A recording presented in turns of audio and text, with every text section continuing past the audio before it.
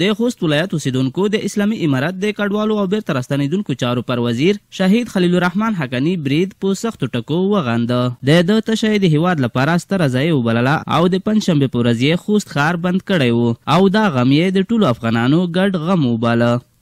د خوست بازار د دکاندارانو او د مشرانو په خواخه د محترم الحاج قومي سپینګیره او جهادي شخصیت خلیل الرحمن حقانی د مړینې په خاطر د خوست ټولو شریفو خلکو غم شریکي ښودلې ده.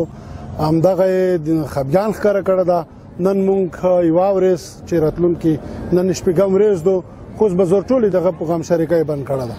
دغه راز د یاد ولایت دکاندارانو د کډوالو او بیرته راستنیدونکو چارو وزیر شهید خلیل الرحمن حقانی د الله تعالی د لارې یو ستر مجاهد یادولو او د شهادت یې یوه لویه ضایع وبلله.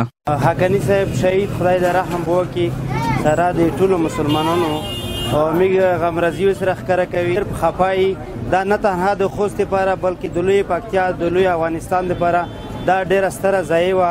د خوست دکانونه د ده په احترام سره نن ورځ بند شوي دي. خوست کې خوست بازار کې چې مکمل ټول دکانونه مارکیټونه هر څه بند شو او زه په خپل یو غریب سړی یم بس زه پرې ډېر زیات خفه یم.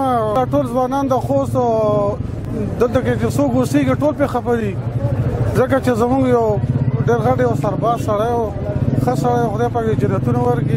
د اسلامي امارت د کډوالو او بیرته راستنیدونکو چارو وزیر الحاج خلیل الرحمن حقانی د چهارشنبې په ورځ له غرمې وروسته په یوه ناځوان مردانه برید کې په شهادت ورسید او د پنجشنبې په ورځ یې په خپله پلرنۍ هدیره کې چې زرګونو مجاهدینو لوړپوړو چارواکو علما کرامو او قومي محورو مشرانو پکې برخه اخیستې وه خاورو ته وسپارل شو.